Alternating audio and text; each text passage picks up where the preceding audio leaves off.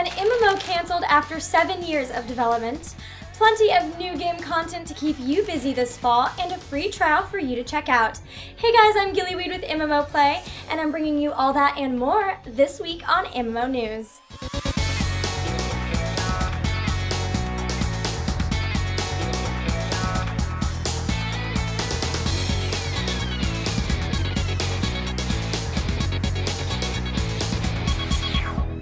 ArcheAge's public launch was last week, but unfortunately it didn't go quite as planned. In fact, the game's developers were forced to release an update only days after the full launch in order to combat some server and launch issues. The update added 3 new worlds to the game to reduce queue times. The MMO is also working hard to flush out AFK players, bots, and frauds that are clogging up the system. In fact, Tryon says they've banned around 10,000 accounts over the last few days. This isn't the first server problem for ArcheAge. At the end of August, the game servers were attacked, leaving unauthorized payments on user accounts. In that case, fans received refunds. This week, in addition to the update, the premium patron status players were offered bonus game time. Finally, players were frustrated that the company was charging as much as £6 more for their European ArcheAge patron subscriptions than for their Rift subscriptions. Now the playing field has been leveled. In this week's update, developers equalized the ArcheAge patron pricing schemes to align with Tryon's other MMO games. Has Tryon made up for its ArcheAge blunders? Let us know your experiences with the game this week in the comments below. It's been 7 long years since gamers learned that Blizzard was creating the next generation MMORPG. Since then, we've waited for tiny crumbs of the developing game called Titan to come out. But unfortunately, this week's news was probably not quite what we all had in mind, as Blizzard officially canceled Titan. In a candid interview with Polygon, CEO Mike Morhaime said the company couldn't find the fun or passion in the game. At that point, they reevaluated whether or not it was the game they really wanted to be making, and the answer was no. The interview shows that Blizzard felt that they had to create the next big thing for MMOs due to the success of World of Warcraft, but they eventually felt that they were boxing themselves in. The Blizzard execs noted that smaller games like Hearthstone have helped the company realize that it's okay to create games that aren't epic in scope. I, for one, am sad at the cancellation of this game, but I hope this means we'll get more Blizzard games sooner. What do you think? Let us know in the comments section below. World of Tanks got a new patch on Thursday, bringing some new tanks to the fight. The World of Tanks 9.3 patch notes also detailed rules that promote a more friendly gaming experience by introducing penalties that would affect players who are inactive in battle or exit before their tank is destroyed.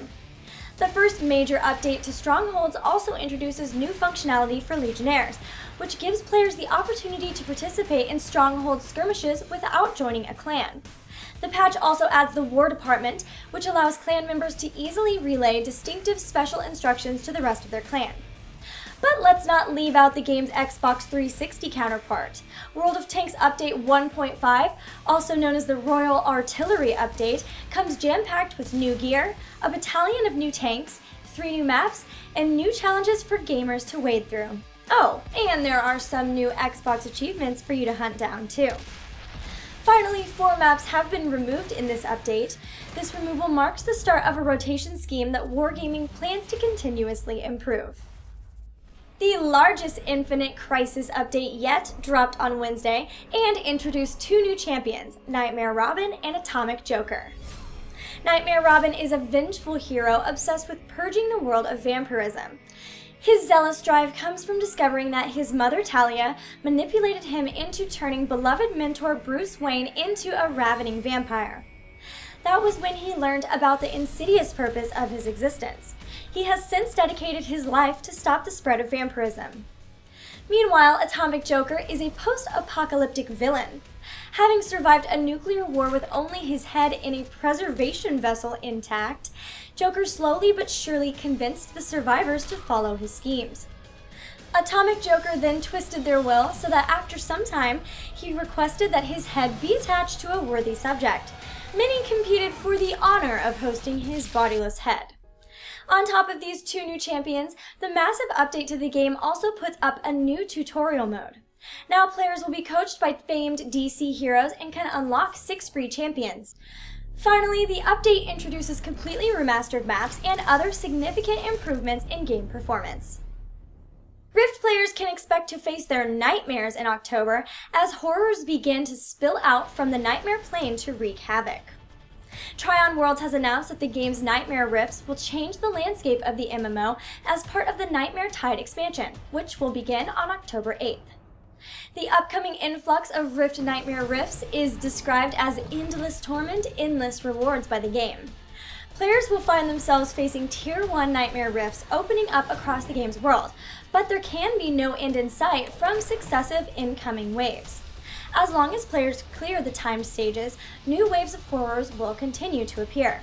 Naturally, each successive wave will be tougher than the previous one. Gamers can find themselves facing tougher enemies, a colossal boss, a harder time limit, more complicated mechanics, or all of the above. But where there is risk, there is reward.